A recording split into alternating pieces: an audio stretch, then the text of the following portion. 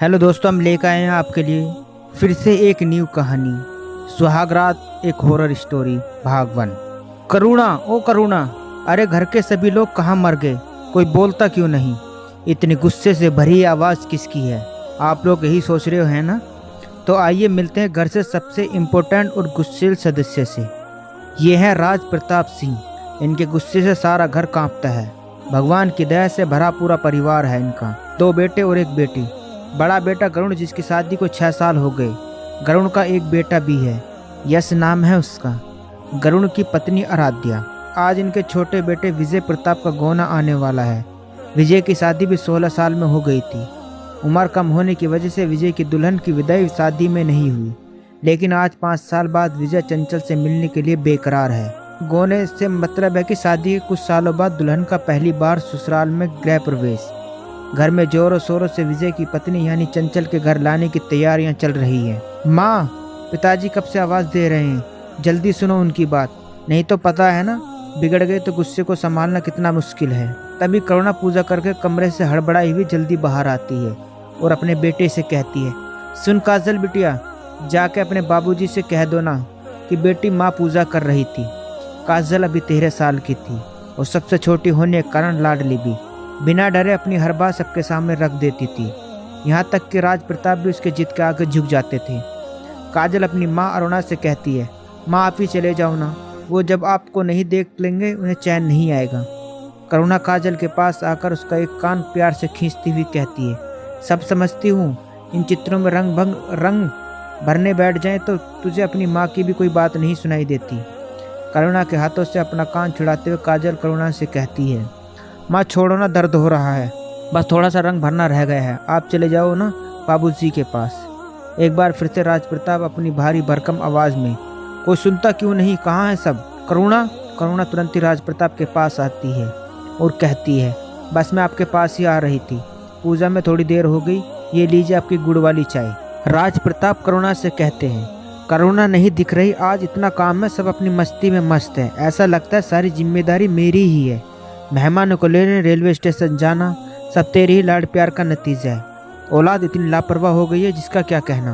करुणा गरुण की साइड लेते हुए कहती है, अब तो बच्चों को भला बुरा कहना छोड़ दें आप, उनकी उम्र अब इस तरह डरने वाली नहीं रह गई। वो तो भगवान का शुक्र करो कि हम ऐसी ही संतान मिली।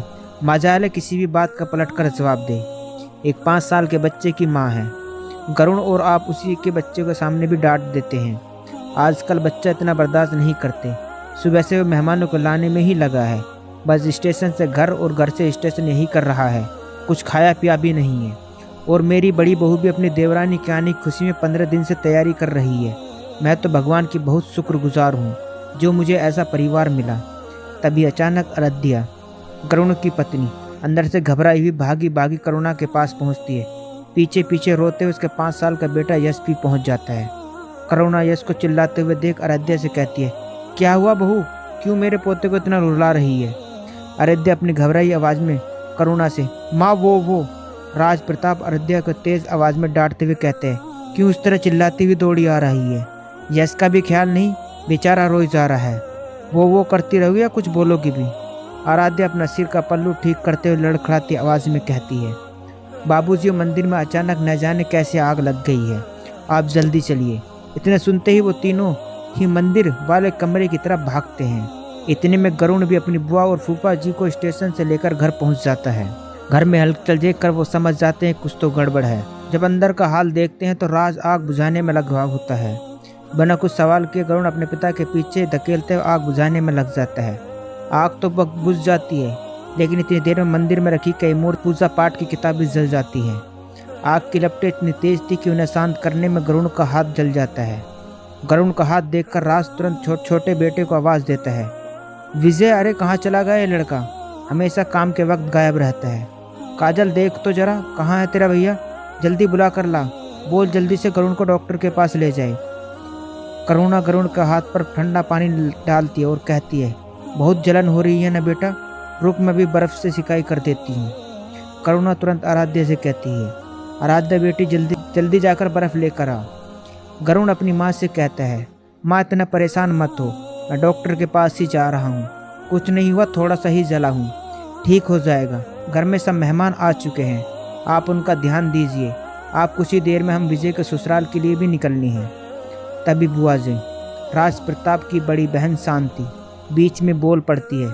बताओ कितना बड़ा अपशगुन हो गया। अभी नई बहू ने घर में कदम भी नहीं रखा और मंदिर में आग लग गई। राम ही भला करे, पता नहीं कैसे कदम है इस लड़की के। देखो तो मेरे बच्चे का ही हाथ जल गया। इतना सुनकर राज प्रताप अपनी बहन शांति से कहते हैं, जी यह सब तो बस होनी थी, हो गई। अब इसका ठीकरा उस बच्ची के सिर पर मत फोड़ना। यह तो सब करुणा की लापरवाही का नतीजा है। करुणा ने ही मंदिर में दीपक जलाया था। जल्दी में दीपक जरूर किताबों के पास ही रख दिया होगा, तभी तो यह सब हुआ। जी तुम भी न जाने क्यों तुम्हारी आदत में सुधार नहीं होता। विजय अपने कमरे में चंचल की विजय की दुल्हन यादों में खोया हुआ आंखें बंद किए एक पल उनसे मिलने के सपने सजाने में खोया हुआ था।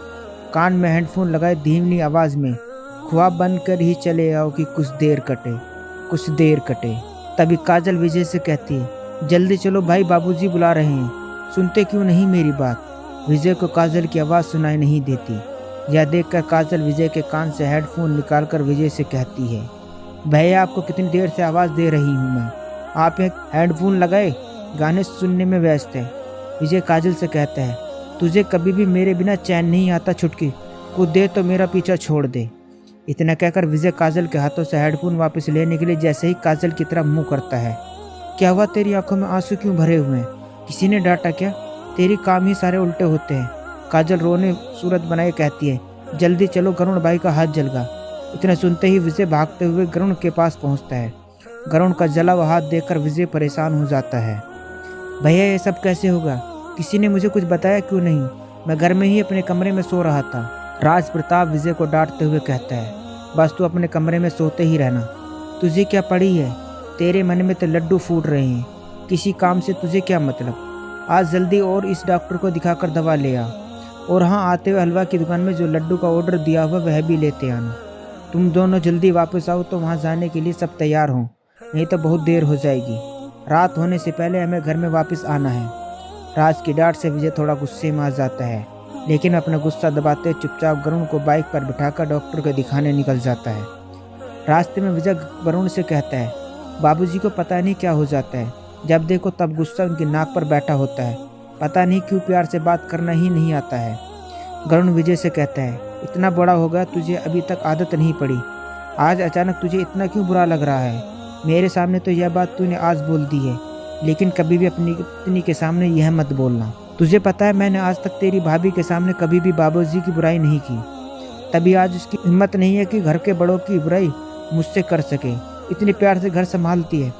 बेशक बाबूजी गुस्से वाले हैं, लेकिन उससे कहीं ज़्यादा प्यार करते हैं वो। मेरा जला हाथ देखकर कैसे उनकी चीख निकल गई थी, इसलिए तू भी इन सब बातों को अच्छे से ध्यान रखना। थोड़ा जल्दी चल, हाथ में बहुत जलन हो रही है।